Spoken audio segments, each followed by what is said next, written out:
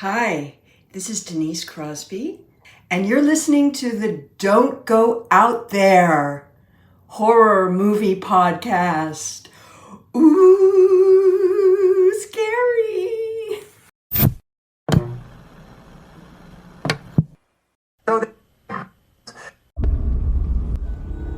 They've conquered the big screen. Now, get ready for the spin-off sure to send chills down your spine. It's Nico, Brian, Mike, and Dustin in Don't Go Out There, the series. Welcome back, everybody, to the Don't Go Out There podcast. Just want to thank all of our fans and listeners. Really appreciate the support. You guys are awesome. Before we get into tonight's review, just want to give a quick shout out to our website, don'tgoouthere.com. Everything about our podcast is on the website. All of our episodes and interviews, if you want to check those out. We've done some incredible interviews in the past. Go check them out there in a specific tab by themselves so you don't have to scroll through hundreds of episodes on Apple or Spotify, etc. We also have our store if you want to grab a shirt, a mouse pad, a hat, all that good stuff. We'd love to see your pictures, rep your favorite podcast. And Shan's Etsy page is also attached if you want to grab a tumbler. All of our social media links are on there as well. Facebook, Twitter, Instagram, YouTube, TikTok. Like us, subscribe us, follow us, all that good stuff. And the last thing I want to shout out on our website is our Patreon. We call it Blood Donors. We have the traditional monthly reoccurring kind. If you want to support us, help us pay the bills, as we say. Or if there's a movie you want us to review, that option is available as well. Just check out our website, don'tgoouthere.com. Also, if you haven't noticed, we've recently joined the Believe Network. So there's some ads on our program now. But if you want ad-free content, go check us out on Blood Donors. The ad-free episodes will be available there. We appreciate your support. We hope you enjoy the episode.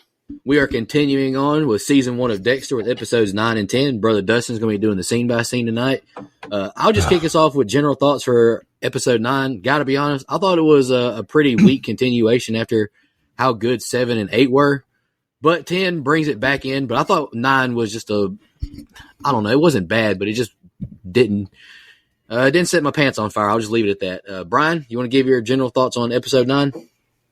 Kind of a lot of the same thing. A little bit of mixed bag on these episodes. 9, I wasn't a big fan of as well. It almost seemed like a filler episode, if I'm being honest. But 10, like I said, fan-fucking-tastic. Maybe my second favorite of the season so far, behind the immigration one. I don't really know how else I don't remember which one that was, 6 or 7. But yeah, I kind of feel the same way. So first of all, you said this one didn't set your pants on fire. I have a buddy that a girl set his pants on fire, but don't worry, an antibiotic cleared that right up.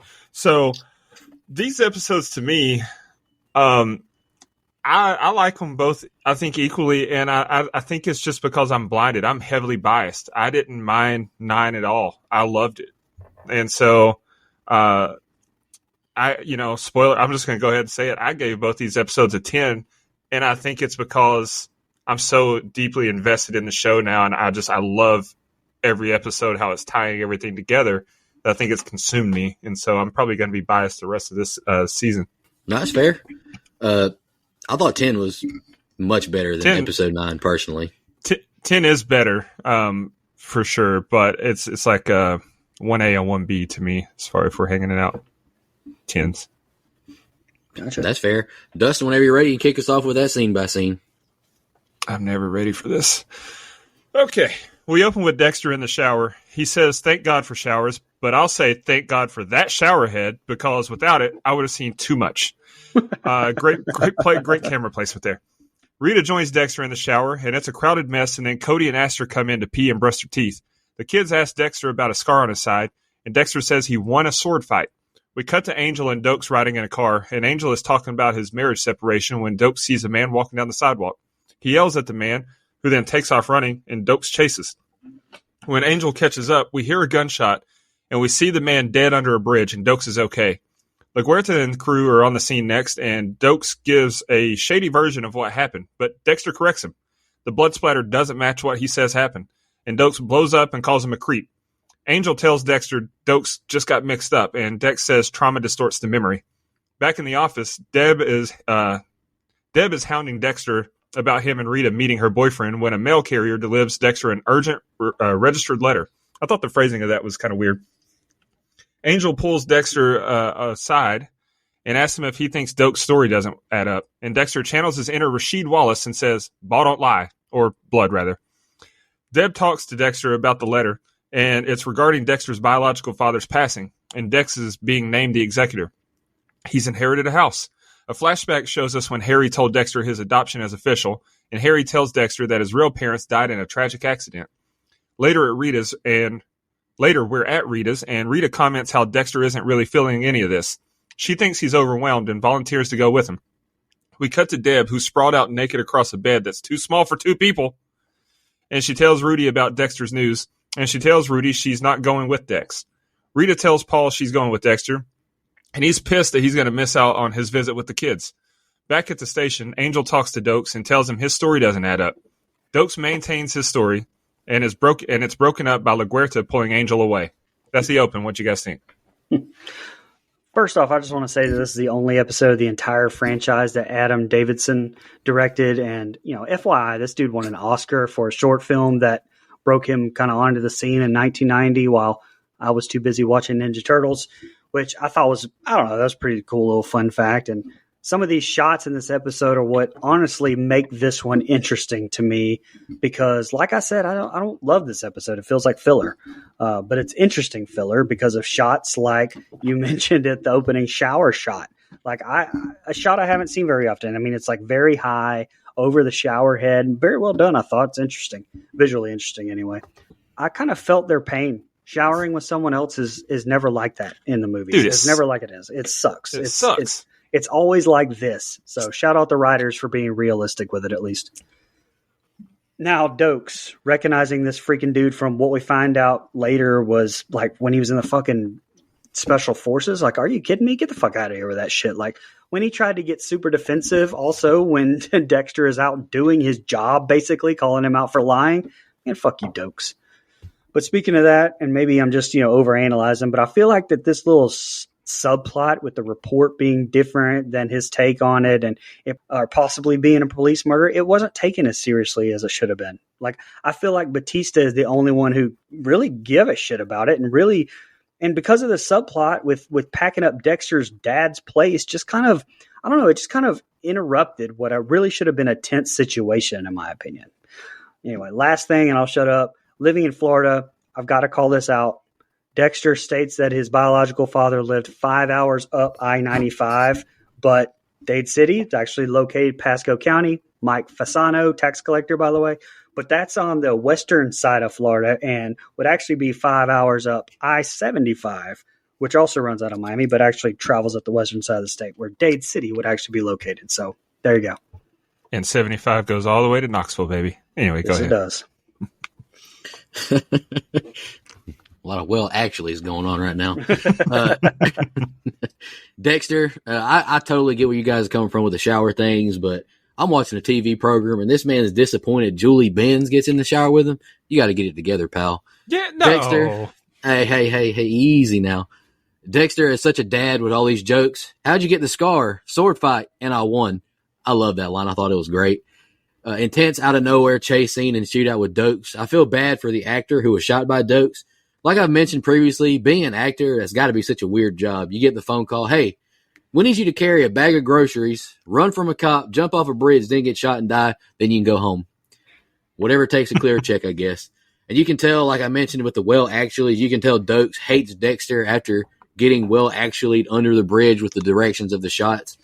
James Reamer does a great job telling Dexter about the adoption and being a Morgan, but it does get quite grim when they ask about Dexter's parents' death.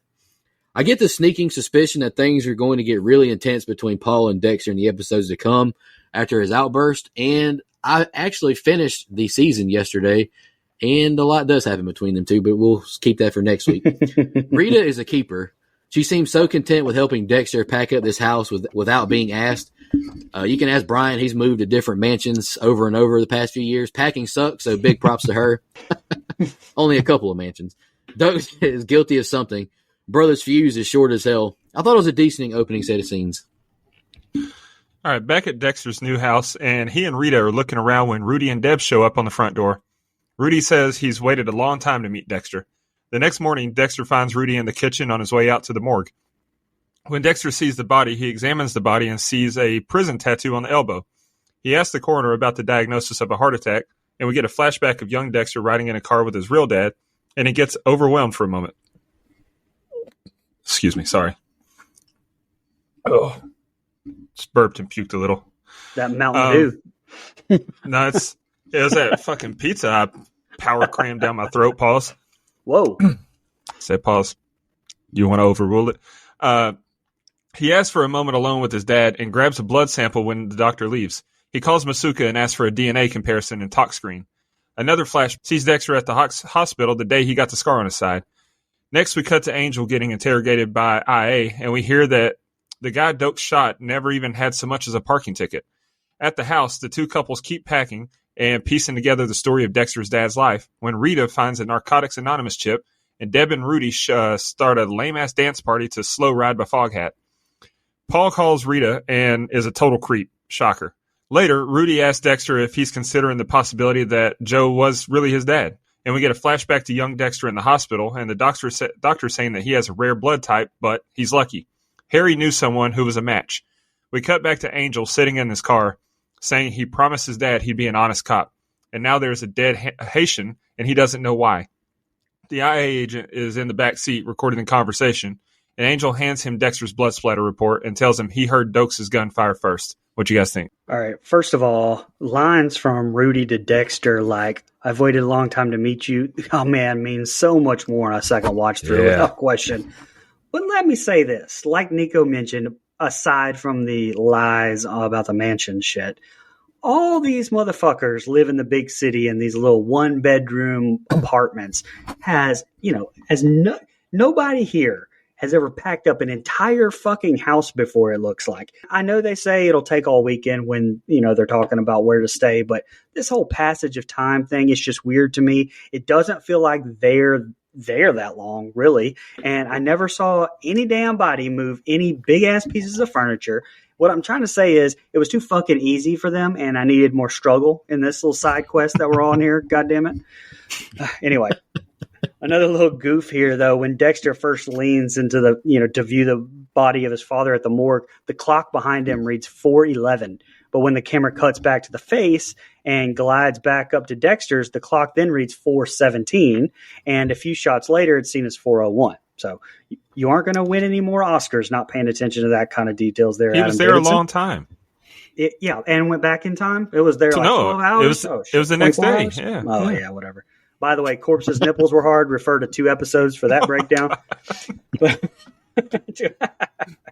I laughed my ass off, though, when Dexter's calling Masuka and he says, "Hey, this is Dexter Morgan." And Masuka's like, "I know your last name, dude." I don't know why, but that's my sense of humor. And I laughed harder than I'd like to admit about that. But speaking of, how the fuck are we sending these blood samples to Masuka? Like, for this quick turnaround time? Like, what kind of CSI shit am I missing here? Like, how? He was like, "Hey, I got some samples I'm about to send you." Like, what do you do? Take a picture of them with his phone? Like, how do you fucking get it to him so quick?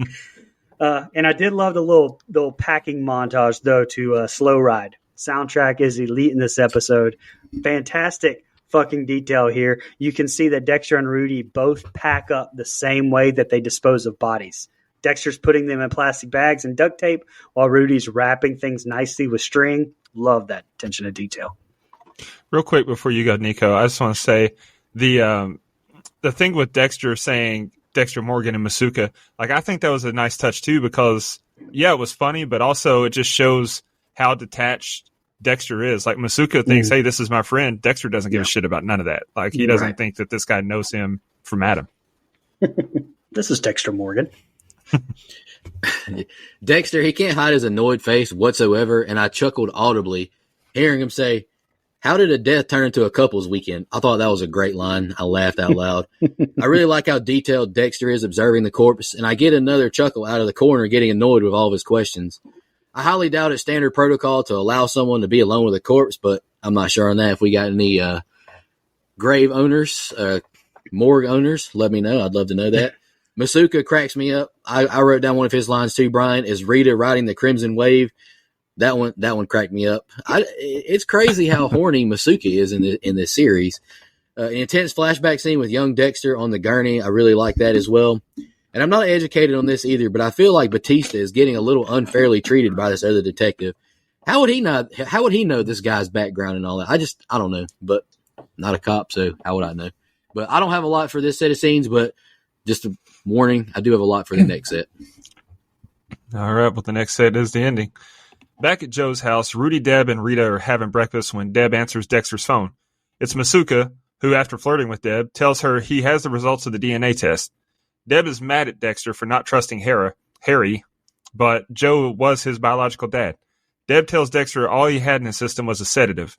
Dexter theorizes that he may have been drugged so he wouldn't struggle while someone injected him with insulin to kill him. Deb loses her mind, irrationally mad, might I add, about Dexter's curiosity. She fucking sucks. Dexter asked the old lady across the street if Joe had any visitors last week, and she says there was a cable repairman there last week.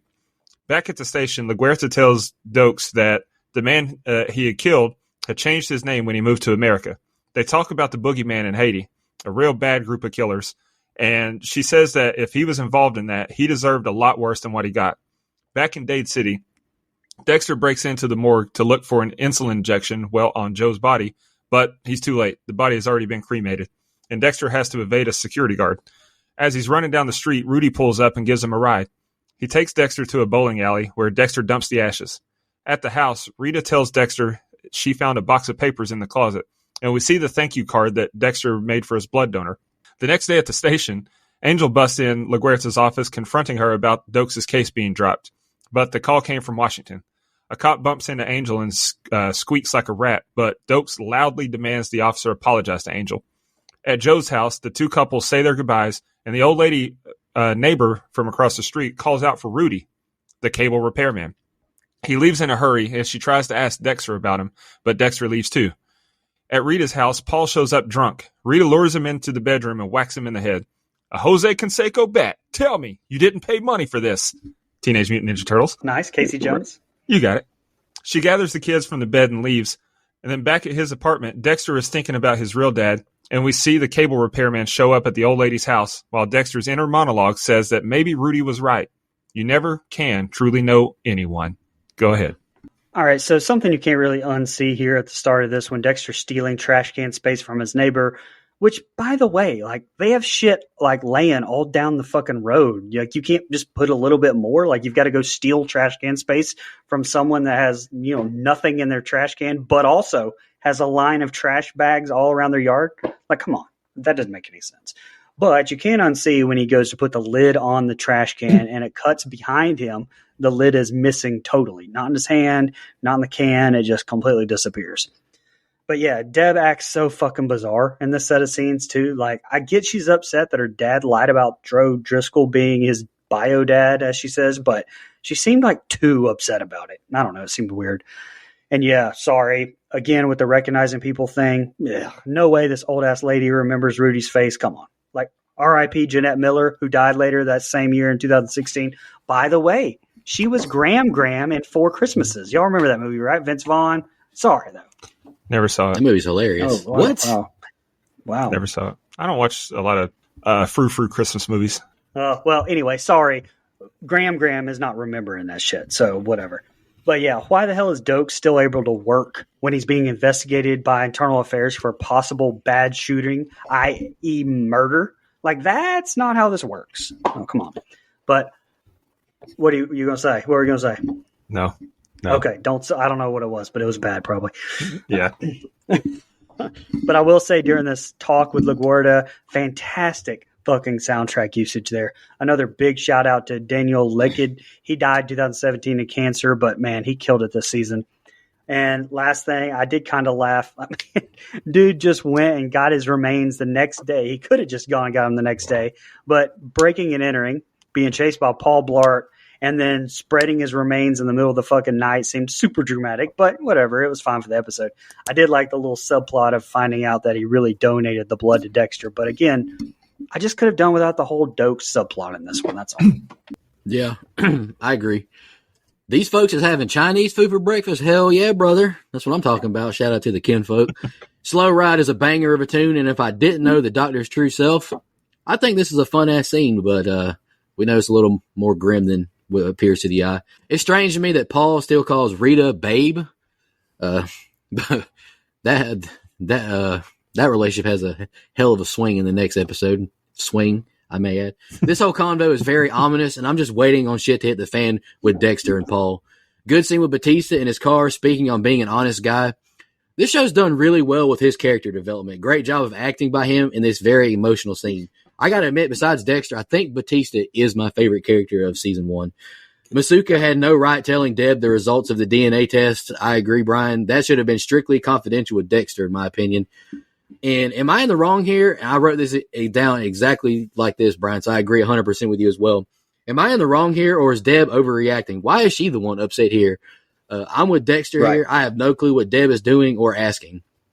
I mean, I feel like he has a right to know if that's his biological father. Appalling acts of cruelty described by Dokes of what happened in Haiti, and nice menacing score coinciding, but I tend to agree with you as well, Brian. It's kind of hard for me to buy that he just recognized this guy casually walking along a bridge. Dexter is lucky as hell. The security guard is enormous, but I don't know how Dexter isn't a little caught off guard that Rudy is the one who picks him up. I like the blue hue of these scenes between Dexter and Rudy at the bowling alley. The tension in the office is thicker than cold grits with the case dropped against Dokes and Batista, knowing he told the truth to the IA officer. And oh shit, the old lady neighbor dropping the tea on Rudy. He was a cable repairman. This reveal to me might have saved the episode. I write my notes in true time as I'm doing these. Too bad Dexter drives away without chatting with her. Hopefully this is fleshed out in the next episode, which it is. Paul is on my last nerve now. I thought Rita was about to really sleep with this man, but goodness, did it escalate quickly. Great situational awareness getting the kids out of the house. And my stomach is in knots as Rudy goes into the old lady neighbor's house. I must admit the ending did save this episode from being kind of a dud to me personally. All right.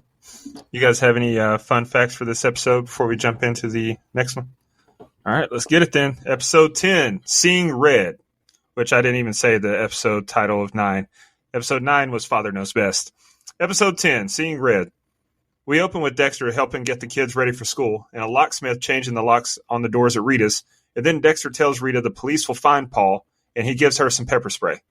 At the station, some jars of blood arrive. Dexter examines one and finds a key to a hotel inside. Dokes and Deb head to the hotel. They open the door, and a red light illuminates their faces from within, and they're mortified by what they see. And Dokes calls for uniform backup, forensics, and everyone else. Dexter heads into the room, and when he opens the door, we see blood everywhere inside. Dexter sees a kid covered in blood screaming in his mind and falls on the blood-soaked floor. Deb tells LaGuerta and Dokes that no one she talked to saw anything, and Dexter stumbles outside covered in blood. He says it's just low blood sugar. He tells them there's maybe a dozen dead based on the amount of blood, but no bodies. We cut to Rita's work, and a Dade County Sheriff's Department officer asks for Rita. But it's not about finding Paul. He says that Paul is pressing charges for assaulting him, and she has to go with him to the station. Masuka tells Dexter he should be in there, but he can't. Masuka describes it to Dexter and is stumped by the blood not clotting. Rita calls Dexter and tells him that she's being charged with a Class 2 felony. He calms her down and says he'll talk to his lawyer friend. Masuka notices a wall socket covered in blood, but something had to be plugged into it, and Dexter tells him to take photos. What'd you guys think of the open? I love this episode. Michael Suesta, he's back to direct this episode, his 4th of the season. If you listen to us, you know he did the first 3, this one, and then he does the finale as well. So to me, definitely the most important episodes of the seasons anyway. And this one is just chef's kiss to me. There was a line here, though, when the blood got delivered, I laughed at when Dokes says, "Morgan, get your ass over here. You're the blood expert. What is this shit?" They really missed an opportunity for Dexter to just go, "Yep, blood," and walk away. Like I'd laugh more at what could have been there than what was actually said. But I did laugh when Dokes called in the hotel though, and he goes, "Fuck it, just send everybody out." Like I did laugh at that part. But okay, yeah. So it's bad. There's blood everywhere, but I mean, it's not like there's rotting corpses. Debs and Dokes, to me, like they were hyperventilating, like it was just fucking like a meat market of rotting, disgusting flesh in there. They look like they were just like, oh my God. But so, I don't know, fucking come on, a little dramatic there.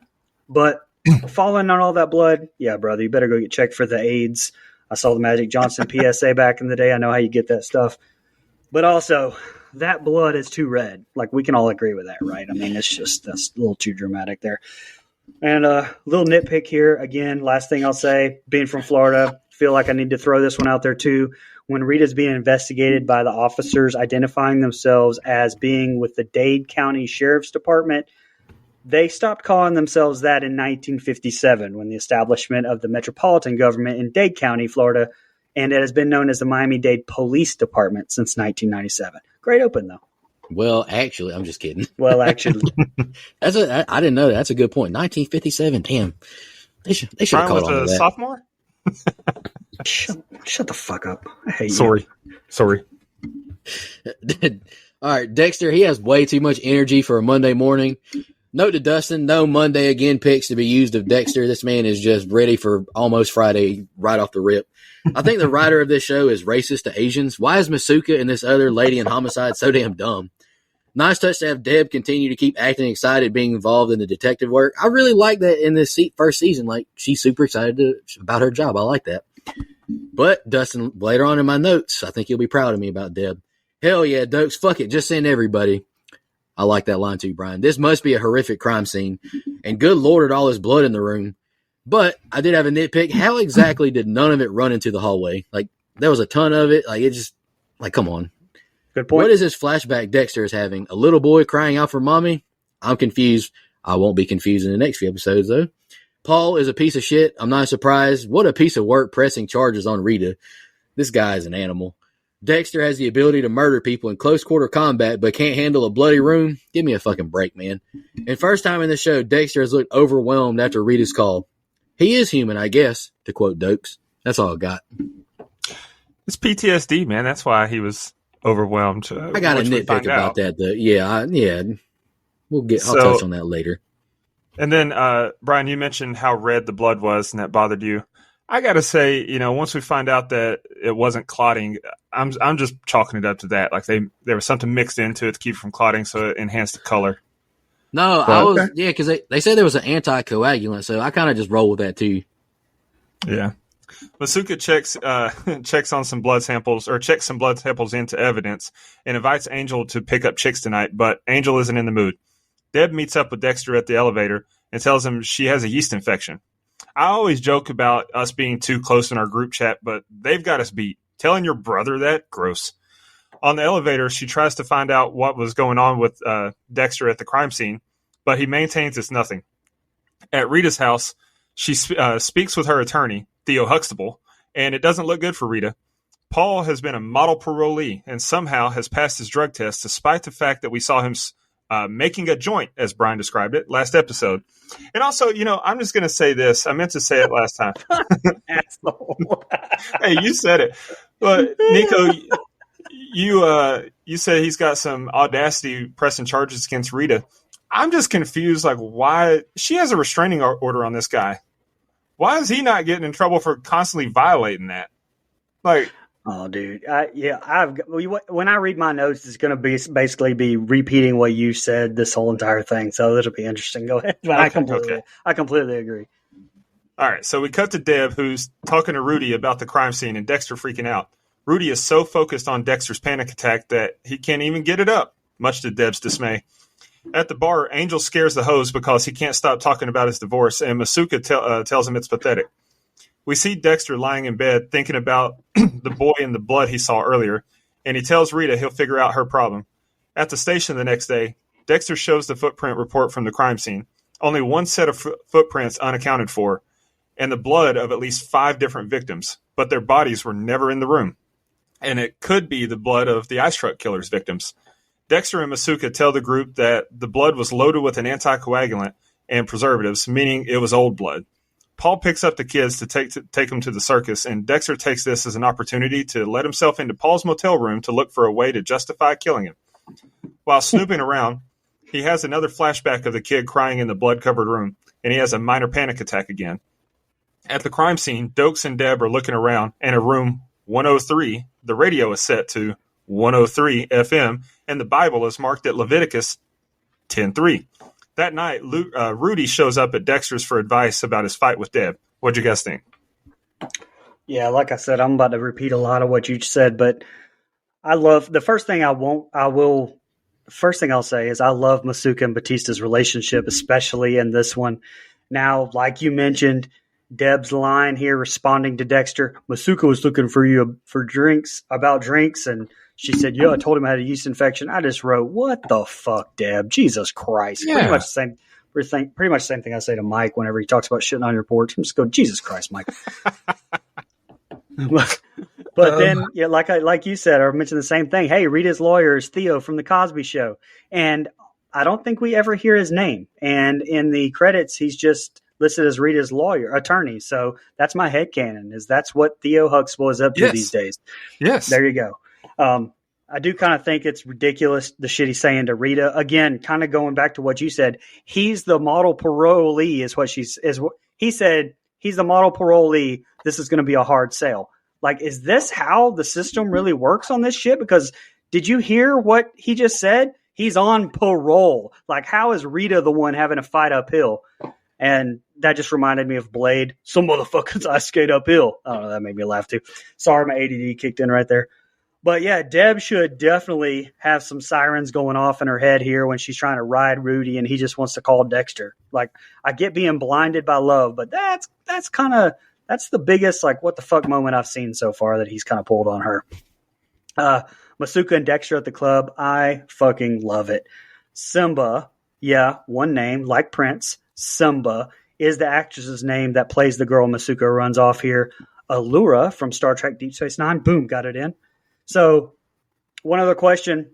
Dexter does a presentation where he eliminates everyone's shoe molds from the Force. Do you remember that part? Does everyone wear the same shoes to work every single day? Like, if they're going to be on scene, do they have to wear like special shoes so that they can be, eliminated from the crime scene? I don't know. I'm skeptical here. Go ahead. I think maybe it has to do with the freshness and impressions. Like that's what I don't fucking know. I'm not a cop. I don't know anyone that's a cop really, but maybe the fresher prints were closer to the surface, weren't sunk in as much, so he was able to eliminate those. Maybe he's a fucking savant. I wear steel-toed boots every goddamn day, brother. All right. Got soft hands. Deb told Masuka she couldn't go to drinks because of a yeast infection. Goodness gracious, I'm starting to move towards dust inside of her getting on my damn nerves. I feel terrible for Rita here. She's clearly in the right, but whew, is the evidence against her big time. What a weird moment between Deb and Rudy. I don't know how she isn't picking up on this man's weirdness yet. Like you said, like if a good-looking woman's on top of me, I'm not trying to talk to her brother, respectfully, of course. Masuka got him a nasty one. My goodness, I got to take a squirt. Excuse me, ma'am? What did you just say? I enjoy the detective roundtable scene. I know that's good review talk, but I like this cop stuff. I really enjoy it. Dexter needs proof that Paul is a monster. He beat your girlfriend up and tried to rape her the other night. Like, what other proof do you need, brother? Dexter is having his crippling flashbacks at the worst time. You got to get it together. I mean, he's like Russ Cole in the clutch moments right now. Deb is annoying me, holding the mask to her face. Sis, will you just put the straps around your ears? What are you doing? I don't know why that. Dustin, I think I'm on your side with Deb getting on my nerves now. How is Dexter not weirded out? It took a while, but I'm here now. How is Dexter not weirded out with Rudy just showing up? How does he know where you live? Yeah. And, something else that we glossed over here, not to get too gross, but Deb says that she has a yeast infection and then is trying to have sexy time with Rudy. A quick Google search will tell you that it's not recommended to have sex with a yeast infection. It's going to be very painful. You're supposed to wait till it's gone. So I don't know. I thought she was just lying. I did. Exactly. I took that as she was just trying to get Masuka to leave her the fuck alone. I did not take that as that was a real thing, but yeah. Hey, Fun story. A girl I went to high school with, they used to call her the bread factory because she had yeast infection so often. Oh, my God. True story. I believe it. Anyway, sorry. Rudy asked Dexter for advice over dinner, and then Rudy tells Deb he's staying at his place tonight when she calls him. We cut to a bar where Angel takes his wedding ring off and approaches a smoke show to dance. The fiesta is over when he sees a woman with a prosthetic hand with the fingernails painted like the ice truck killer's victims. She said a good client years ago got turned on by her hand and painted the nails like that, so she kept doing it. Rudy leaves Dexter's and asks about the incident at the crime scene. They talk about repressed memories, and Rudy shares a story of one of his, or shares a story of one of his before leaving and forgetting his cell phone. LaGuerta meets with the captain and tries to convince him to release Perry, but is told that that's not going to happen. Then Angel tells Masuka about the hooker with the fake handyman, and Masuka tells him that he should talk to Rudy. We cut to Dexter, who's recreating the blood splatter when Rudy comes to get his phone. And when he mentions an electric chainsaw, Dexter gets a look of intrigue. Back to Dokes, who's trying to gather ideas about the meaning behind the 103 numbers, and Deb sees Dexter talking with Rudy at the elevator. She grills Dexter about last night, and she's butthurt that he talked to Rudy when she wanted to be there for him. God, she's insufferable. Luckily for him, he's running late to read his deposition, so he'll be free from Deb soon, and she leaves. The next set of scenes is the ending. Look, I will give you Deb is a little bit of annoying, but she's almost, to me, she's almost out of character the last few episodes, because she's not even, I'm not speaking for you, but maybe you hated her and then like you're just like fuck her for the rest of the time, but to me, like, she redeems herself from these couple of episodes because I think she's written better. But no, I get it. Okay, so first of all here, Dexter and Rudy having some steaks. My favorite time personally to eat steaks is like 1 a.m. Crazy, I know, but anyway, big fist pump for my man Batista. Redeemed himself at the club, this time with longtime TV actress of Evelina Martinez. Her longest stint was on The Young and the Restless, but again, big fan of Batista, so the more W's for him, the better. I hate that he got interrupted by the nails, chick and that whole thing with the case, but awesome that he's the one that's, breaking the case open. So Dexter cracks my ass up though. Deb is fucking fuming. Like, you can see it coming out of her goddamn ears, which again is great acting from Carpenter.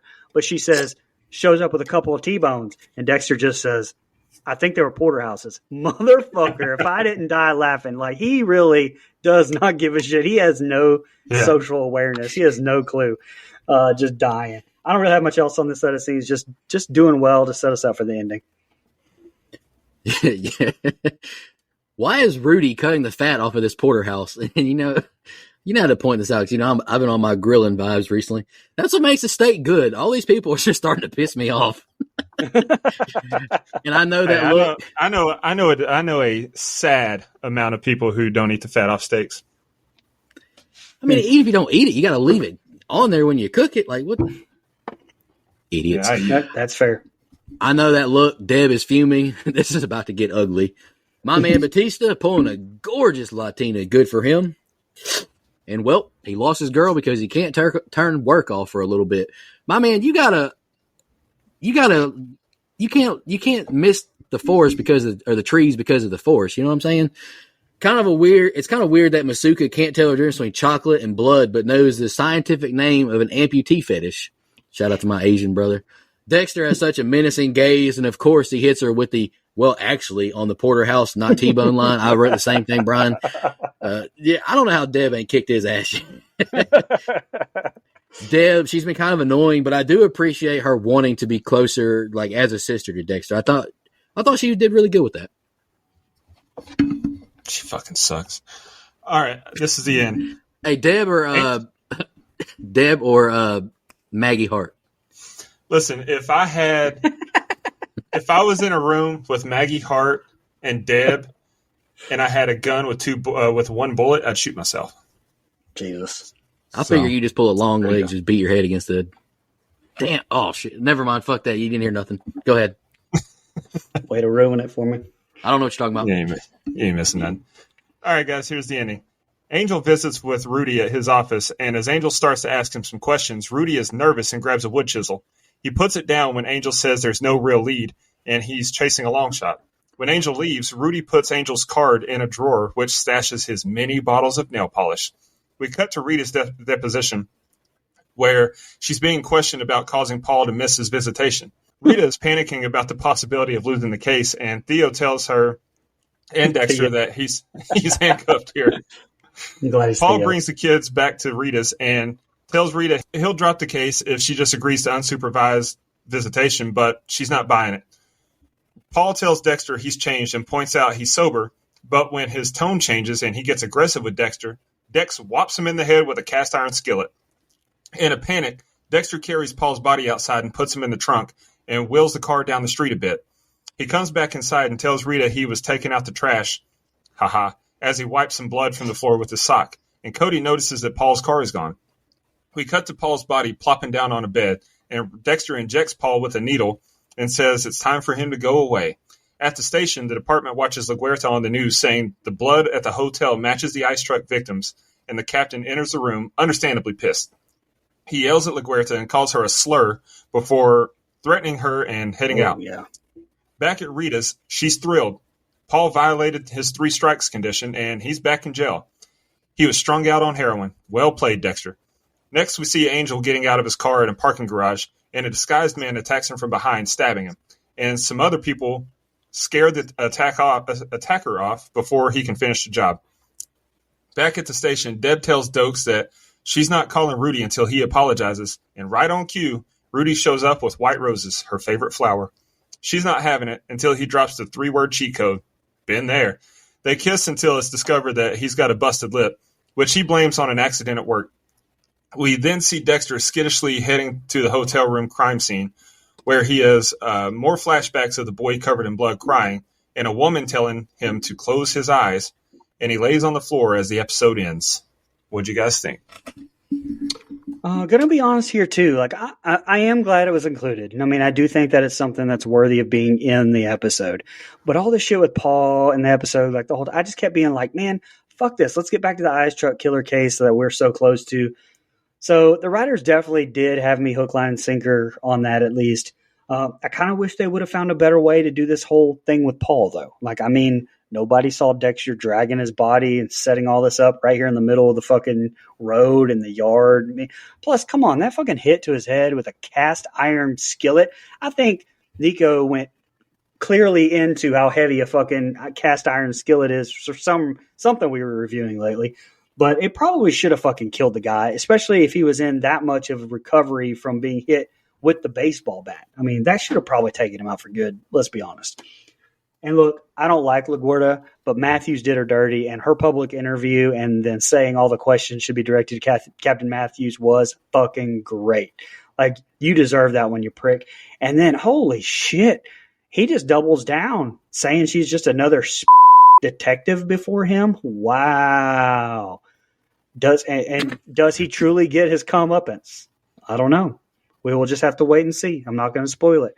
Great episode all the way around. It's hard to not jump into the next one and see about Batista for sure. It was definitely the case when I watched it the first time, but I can see if you didn't want to wait. All right. How are these cops not more aware of how weird Rudy is?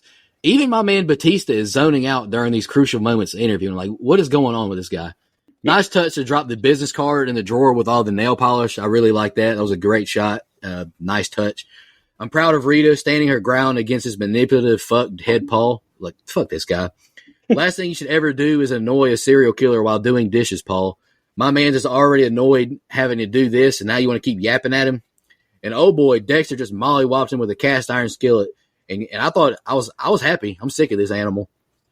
Shit's about to get awkward in this precinct with LaGuerta going on the air telling everyone the ice truck killer case is back open. Whew. Hey, well, and the captain called her a racist name. It's getting really intense in this office. And I thought it was a nice swerve job. I thought Dexter killed him, but the heroin angle I thought was really good.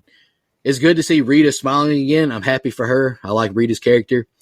Shout out to Batista's neighbors. I thought it was really clutch of them to check on him as soon as the alarms go off. I got to admit, in 2024, I don't think people are going to stop scrolling TikTok to go help you out, brother. You're probably dead right there. Rudy pulled out the big guns, dropping the I love you line and kissing Deb. Homegirl folded with a quickness from her tough gal routine. And all right, I'm not trying to be a dick or insensitive here, but am I really supposed to believe Dexter at this young age remembers this? I mean, it's a possibility, but he looked pretty young to vividly remember that. But that's just me. I still thought episode 10 was really good.